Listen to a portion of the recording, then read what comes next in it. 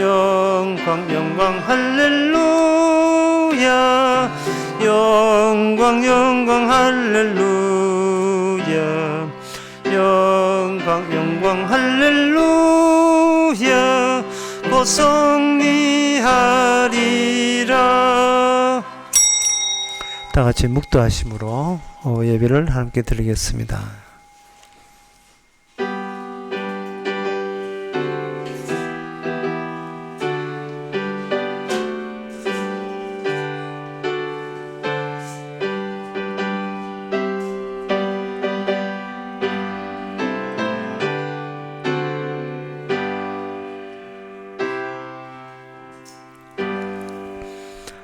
주여 내가 무엇을 바라리요 나의 소망은 주께 있나이다. 나의 모든 죄가에서 건지시고 우매한 자에게서 욕을 보지 않게 하소서. 하나님 아버지, 저희들이 무엇을 원해야 되고 무엇을 바라야 되는지를 말씀을 통해서 분명하게 정립되게 하여 주시옵소서. 우리가 바랄 수 있는 것은 주의 사죄하신 뿐임을 고맙게 여기는 저희들 되게 하옵소서. 예수님 이름으로 기도합나이다. 아멘. 찬송가 305장 합시다.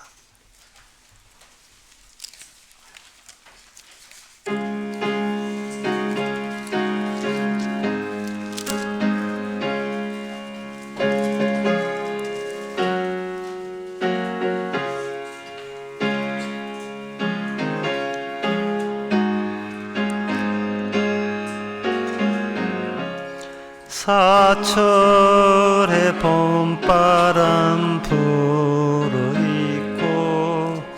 하나님 아버지 모셨으니 믿음의 반석도 든든하다. 우리 집 즐거운 동산이라. 고마워라 임마누엘 예수만 섬기는 우리 집. 고마워라 임마누엘 복되고 즐거운 하루하루. 어버이 우리를 고이시고 동기들 사랑에 뭉쳐있고 기쁨과 서름도 같이 하니 한간의 초가도 천국이라. 고마워라 임마누엘 예수만 섬기는 우리 집. 고마워라 임마누엘 복되고 즐거운 하루하루. 아침과 저녁에 수고하여 다같이 일하는 온 식구가 한 상에 둘러서 먹고 마셔. 여기가 우리의 낙원이라. 고마워라 임마누엘 예수만 섬기는 우리 집. 고마워라 임마누엘 복되고 즐거운 하루하루. 이 시간 우리 한 마음으로 기도합시다. 기도 제목은 매사 우리 인간들이 사는 것이 두려운 이유는 억지로 자기 의미를 자기가 만들려고 하기 때문에 그렇습니다. 의미도 없는데, 무의미하고 무가치한데 자꾸 자기 자신이 가치 있다고 환상을 품기 때문에 그 자기 뜻대로 안 될까봐 무서워하는 겁니다. 우리가 기도하는 제목은 자기한테 의미는 내가 만드는 것이 아니고 주께서 만들어서 일방적으로 넣어주신다는 것을 깨달아서 어떤 경우라도 두려워하지 않고 살기를 다 같이 기도합시다.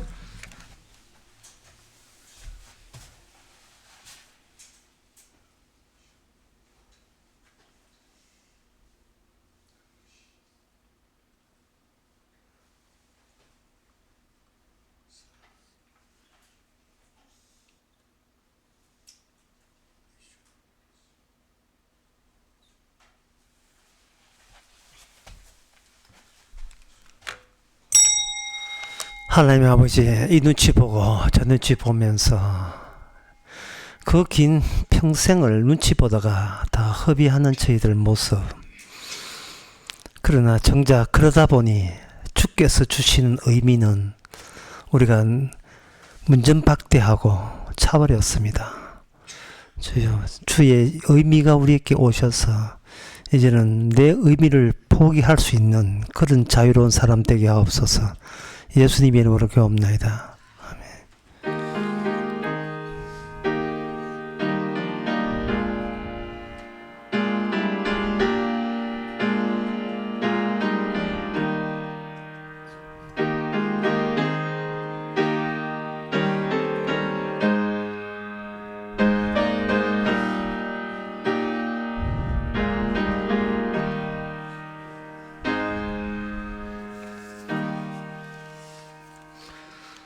하나님의 말씀은 에레미야 8장 4절에서 7절까지입니다.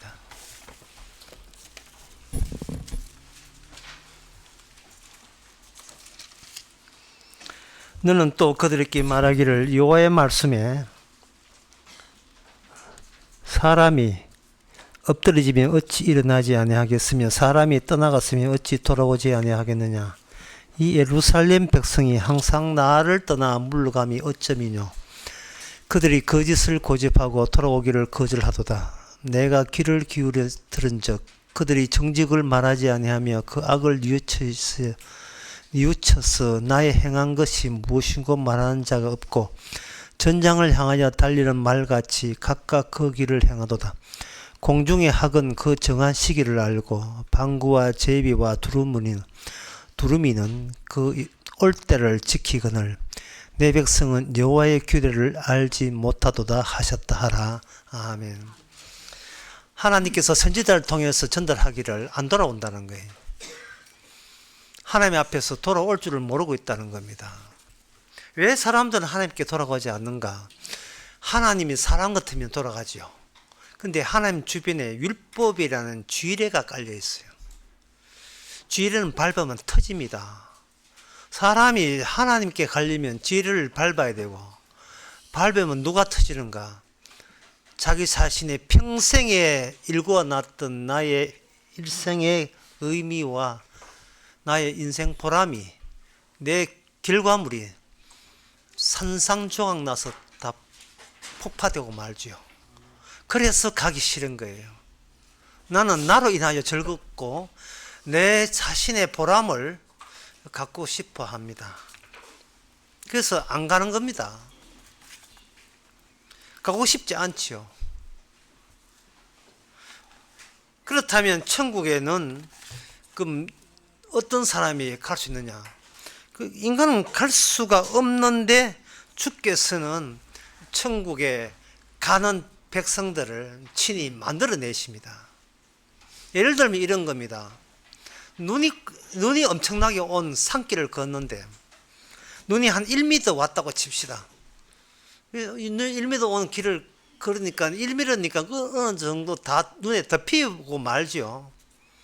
근데 보니까 뭐 쭈삣하게 뭐 하나 길가에 올라온 게 있어요. 보니까 사람 손이 올라와 있습니다. 파보니까 사람이 꽁꽁 죽어서 손만 삐죽하게 길 위에 내밀고 있습니다. 그 사람은 그 깊은 산길, 눈 덮인 산길에서 사람 만난 겁니다. 근데 사람은 만났는데 죽은 사람을 만났죠. 예상도 못했죠.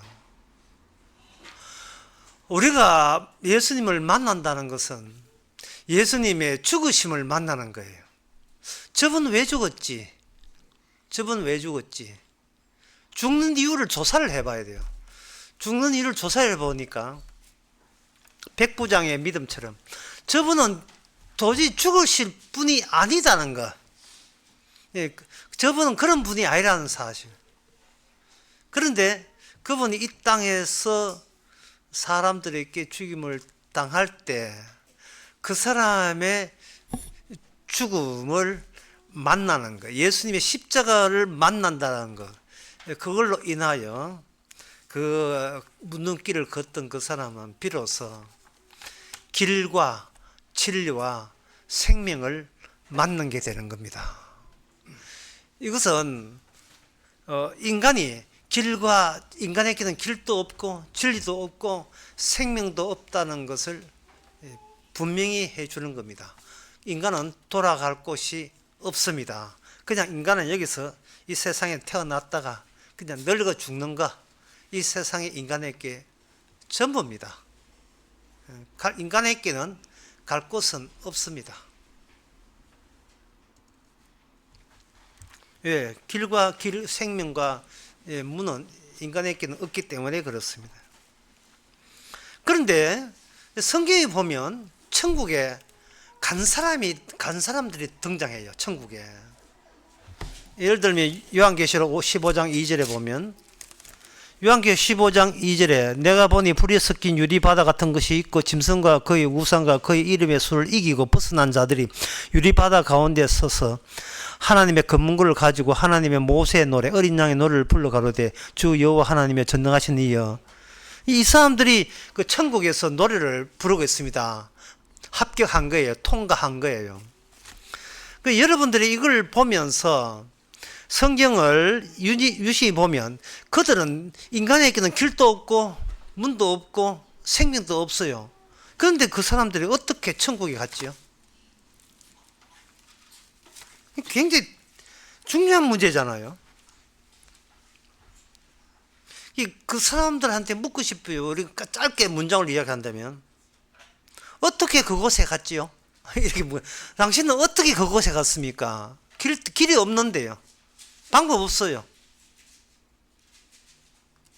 갈 수가 없습니다. 그런데 여기 요한계시록 15장 2절 보니까 힌트가 나와 있습니다. 그게 뭐냐면 불에 섞인 유리바다라는 말이 나요. 유리가 나와요. 유리는 일단 투명합니다. 두 번째, 유리는 막으로 되어 있어요. 유리막. 그러니까 이게 뭐냐 하면은 보고 있으면서도 너도 보고 나도 보는데 그 보고 있는 사이에 투명한 막이 가로막혀 있습니다. 이 말은 뭐냐 하면은 인간이 갈 수 있다고 여겼던 것은 인간이 갈 수 있다고 예상한 그곳이 아니고 인간이 몸 가던 곳에 천국 백성은 그들이 도착하고 있었어요. 도달했어요.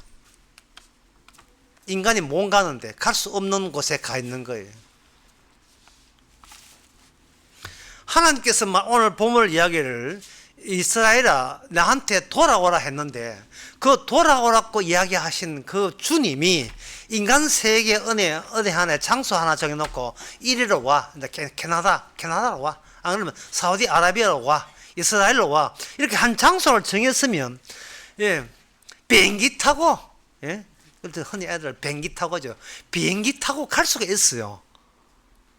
네가 하는데 왜 못 갈 거 뭐 있어요? 비행기 타고 파리 에펠탑에 모이자. 갈 수 있습니다. 돈이 좀 들어서 그렇지 갈 수 있습니다. 브라질을 갈 수 있어요.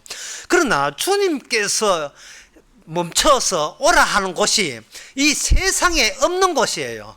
이 세상에 어디도 없는 곳에 주께서 이어놓고 왜 안 와? 이러고 있다 이 말이죠. 왜 안 와? 갈 수가 있어야죠. 주님 계신 곳에 갈 수도 없는데 어떻게 갑니까? 가지를 못하는데. 교회 다니고 아무 그건 소용없는 거고요. 역시 봉사 그건 아무 짝도 소용없는 거고. 어쨌든 주님께서는 인간이 갈 수 없는 곳에 먼저 가서 오라고 이야기하는 겁니다. 우리 보고 오라고 하는 거예요. 왜 주님께서는 그 방법을 사용하시는가?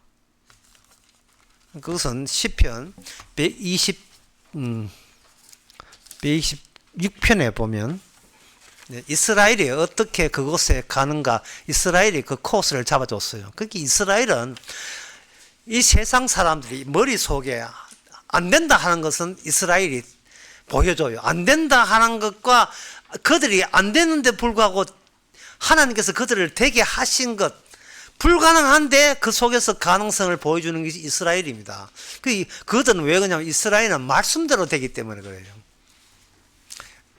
이스라엘 중에서 말씀대로 되는 사람은 인간이 갈 수 없는 주님 가신 그 길에 합류해서 같이 가 있는 겁니다. 시편 116편 보기 전에 그 출애굽부터 먼저 설명해 드릴게요. 출애굽할 때에 재미나는 여러분 생각에 굉장히 재미난 게 있어요. 뭐냐면은 히브리인들이 도망을 치는데 애굽 사람을 피해서 도망을 치는데 어디로 가냐? 바다로 가요. 그게 뒤따라오는 그 애굽 군사들이 얼마나 속으로 이스라엘 사람들을 비웃었겠습니까? 아니 저거 바다에 빠져 죽으려고 환장했지. 어떻게 도망가도 저쪽으로 가느냐? 거기 이스라엘 애굽 사람 같으면 이스라엘 사람 보고 이야기하고 싶었겠어요. 가면 그거 죽어. 가지마. 그건 막혀 있어. 가지마. 막혀 있단 말이야. 그건 바다야. 너희들은 지금 모르지. 우리는 알아. 그것은 바다야. 홍해 바다. 가면 빠져 죽어. 히브리인들도 이상하다. 왜 이런 데를 가지? 그런데 모세가 가자는 거예요. 모세의 지팡이가 자꾸 그쪽으로 홍해 바다로 가요. 가보니까 바다 있죠. 못 건너갑니다. 뒷따라에서는 애국 군대가 따라오죠. 이거는 꼼짝없이 죽은 겁니다. 가기는 어디를 가요? 죽은 거죠. 그래서 그제서 히브리인들이 정신을 차렸어요. 모세를 대들었지요. 우리가 집단적으로 죽을 자리가 공동묘지가 없어가지고 여기 바닷가에 홍해 바다에 다 빠져 죽으라고 우리를 인도했구나 라고 모세에서 그 세계 대들기 시작합니다. 그 세계. 모세야 네 대책 있나? 모세 대책 없습니다. 아무 대책 없어요. 그래서 그들의 요구는 그 뭐냐? 도로 항복하고 이제서 사과하고, 우리가 뭔가 착각했습니다. 광신도에 빠졌습니다. 우리가 인간이 할 수 있는 일을 해야 되는데 뭔가 이렇게 갑자기 우리가 오만해가지고 인간이 할 수 없는 일이 뭔가 하나님께서 주실 걸로 헛되이 믿었습니다. 헛되이. 그러니까 이 제자 정신 차려서 우리가 다시 뒤따른 애국 군사한테 항복해서 목숨이라도 살려주면 옛날보다 더 열심히 노예생활 잘하겠습니다. 이게 인간이 할 수 있는 대책이 그거예요. 그런 마음으로 모세에게 원망했습니다. 모세, 다시 묻습니다. 모세 대책 있나? 모세 마음 대책 없다. 참.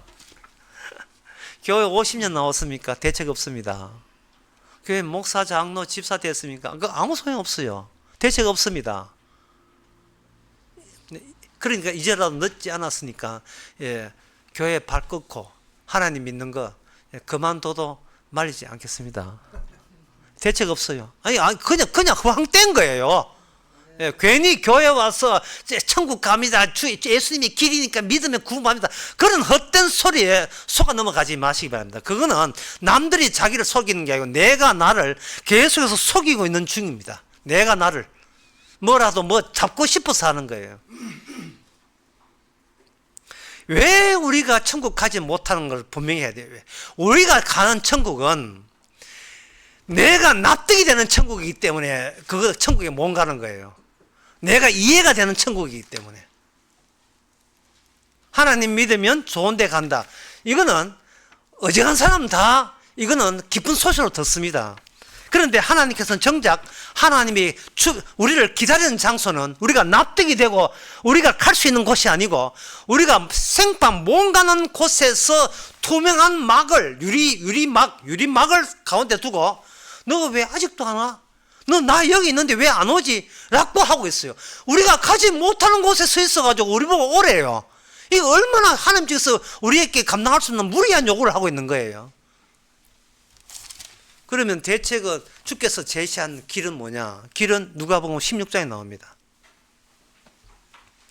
누가복음 16장에 인간이 어떻게 하나님 앞에 갈 수 있는지를, 여기 오늘 에레미야에서는 안 온다고 닥달 내시는데, 그거는 제가 시편 126편을 통해서 좀 더 설명해 드리고요. 우선 누가복음 16부터 먼저 설명해 드리겠습니다. 누가복음 16장에 보면 여기 강남 강의도 강의했지만 거지가 나사로가 거지인데 몸도 아파요. 그러니까 희망이 전혀 없어요. 아픈데 몸도 아파. 가난한데 몸도 아파. 이건 전혀 이 세상에 완전히 끝났습니다. 이 끝난 인간하고 그 앞에 부자, 날마다 파티 여는 부자하고 이게 마주 보고 있어요.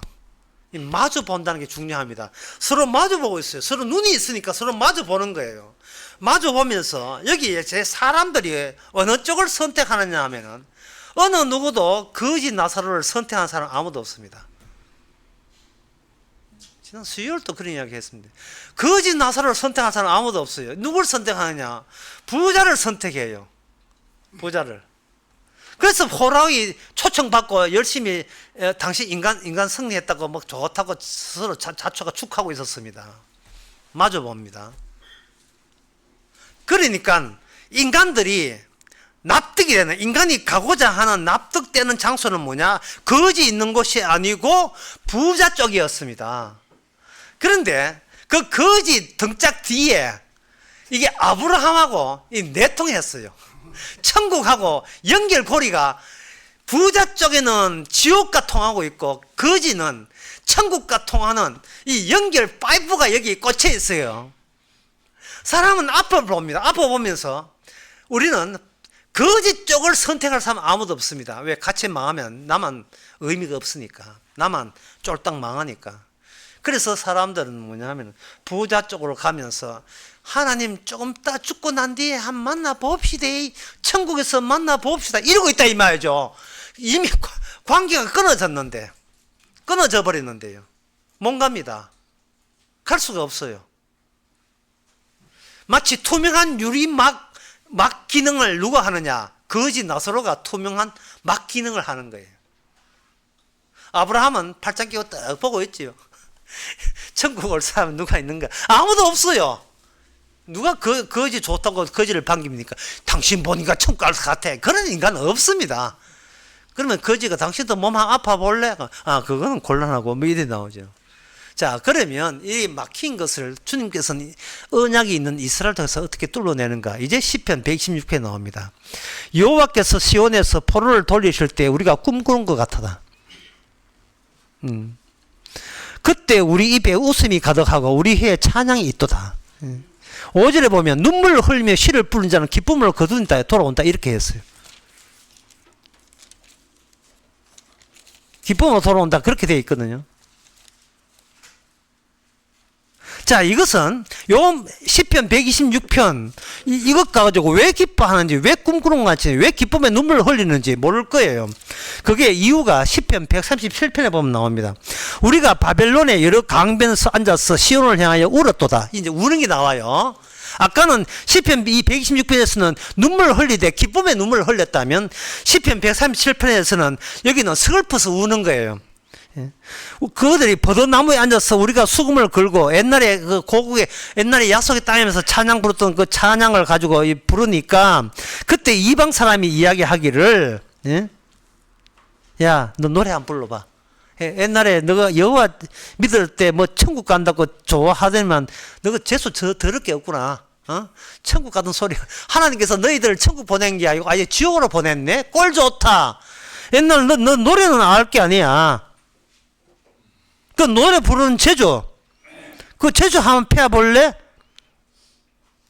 하고 3절에 보면 이는 우리를 사로잡은 자가 거기서 우리에게 노래를 청하며 우리 황폐한 자가 기쁨을 청하고 자기를 위해서 시온 노래 중에 하나를 노래함과 같다 이래 있어요. 그러니까 이거는 치욕스럽죠. 인생 사는 그 모습이 하나님만 버리면, 여러분 예수만 버리면 치욕스럽지 않아요. 남한테 얼마든지 잘난 척하고 남 니한테 못지않아, 나도 인간다운 인간이야, 나도 잘난 건 잘났어, 이렇게 할 수 있는데 그 예수님이 등짝에 꽂혀버리면 주께서는 시편 136편을 통해서 시편 127편으로 통하게 만듭니다. 시편 136편 사람의 조롱거리가 되고, 시편 127편 예상도 못하는데 주께서 그 바벨론 강가에서 다시 고국으로 돌아올 때에 우리는 꿈꾸는 것 같도다. 꿈꾸는 것 같도다. 꿈은 자기의 의지가 완전히 박탈된 상태가 꿈이에요. 꾸이는 대로 꾸는 게 꿈입니다.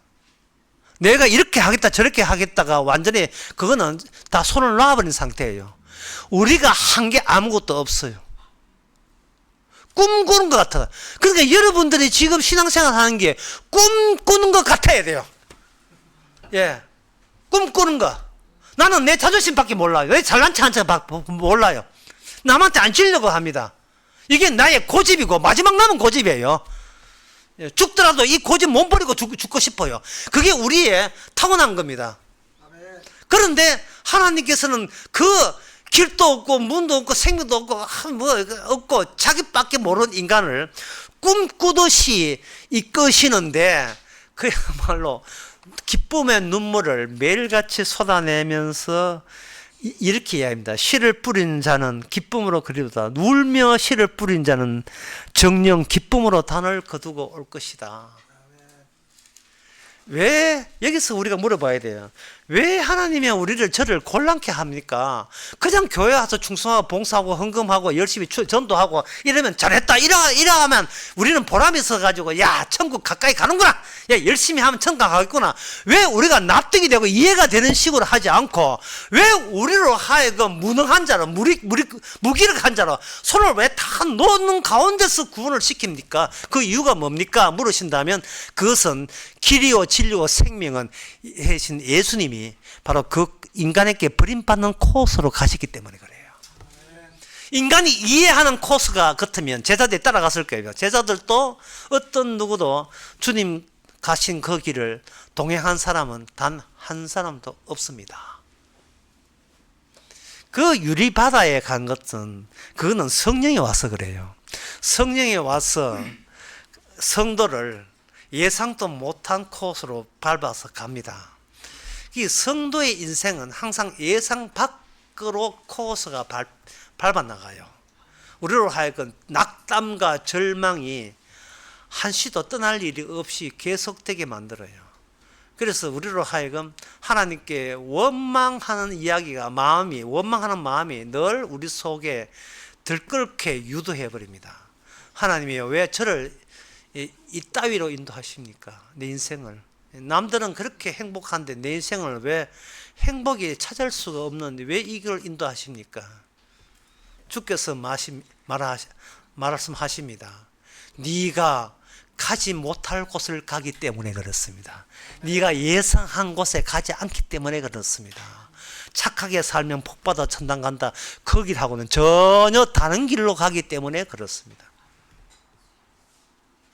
그러니까 여러분들은 후회하지 마시고 자책하지 마시기 바랍니다. 그 다 시달데없는 거예요.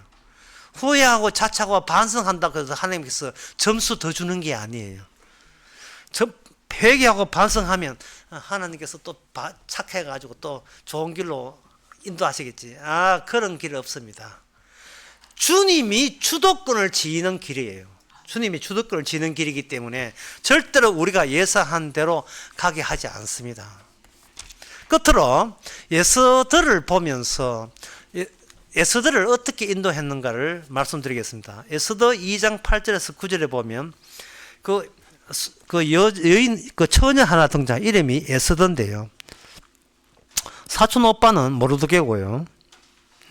그래가지고 이제 바사 나라에 같이 유대인으로 그냥 이방인으로 살고 이주민으로 살고 있었는데, 그때에 나라에서 이 나라에서 제일 이쁜 처녀를 왕의 부인으로 받아들이는 공고가 붙었어요. 이 근거를 보고서 모르드게가 자기 딸같이 양육한 그 사촌 형제죠.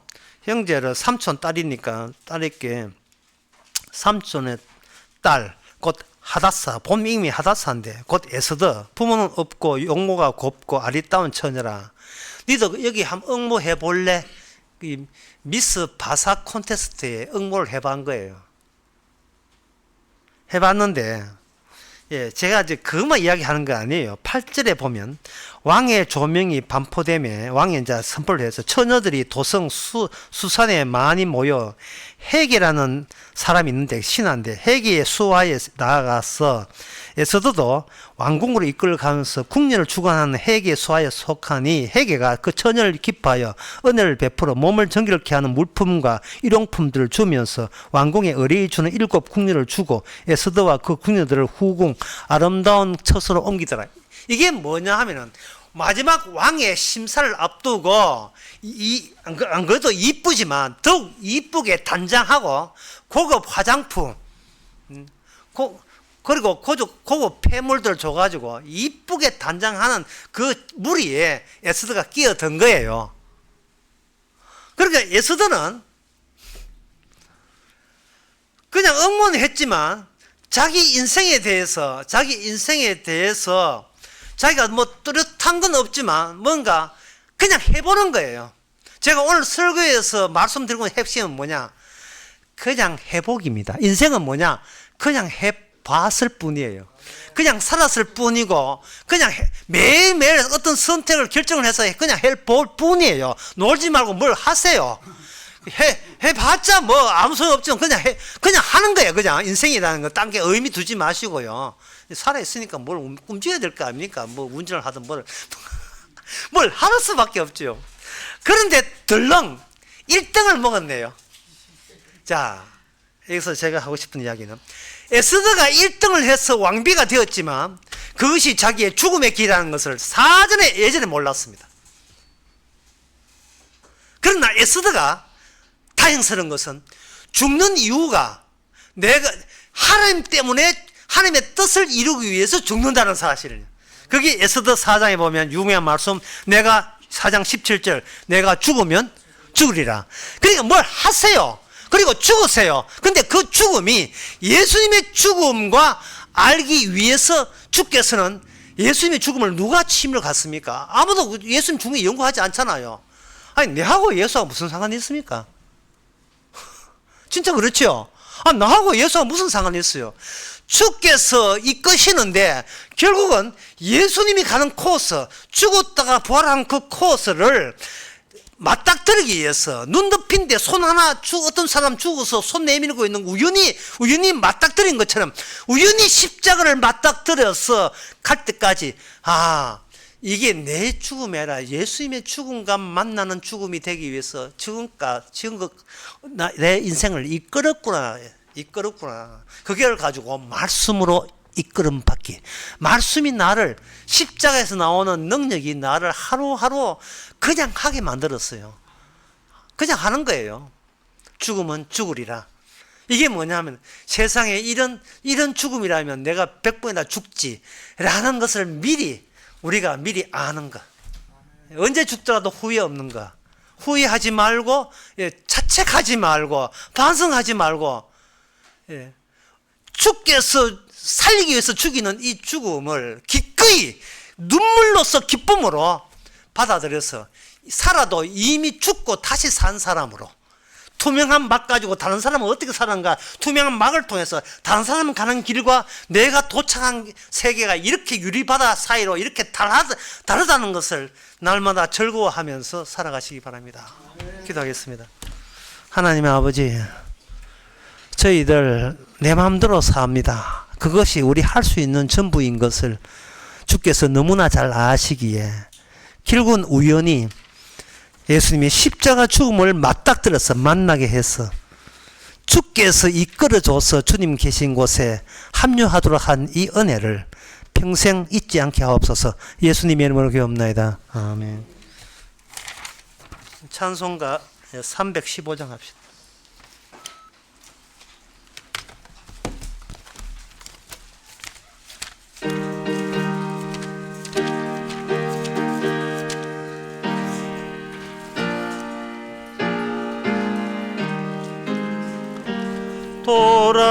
돌아와 돌아와 마음이 고난이여 길이 참 어둡고 매우 휘험하니 집을 나간 자여 어서와 돌아와 어서와 돌아오라 돌아와 돌아와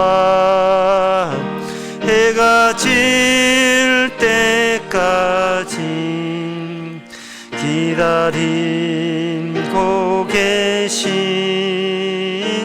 우리 아버지께 집을 나간 자여 어서와 돌아와 어서와 돌아오라 돌아와 돌아와 환난 있는 곳과 죄를 범한 데와 미혹받는 데서 집을 나간 자여 어서와 돌아와 어서와 돌아오라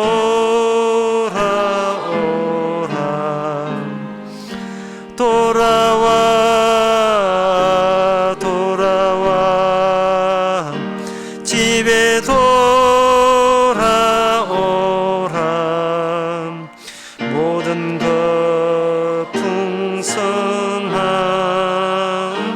아버지 집으로 집을 나간 자여 어서와 돌아와 어서와 돌아오라. 기도합시다. 지금은 우리 주 예수 그리스도 은혜와 하나님의 큰 사랑과 성령의 충만하심이 지난 세월을 좀 더 미련두지 말고 후회하지 않고 이미 천국에 갈 수 있도록 해주신 주께 감사하는 모든 성도들과 함께 있을지어다. 아멘.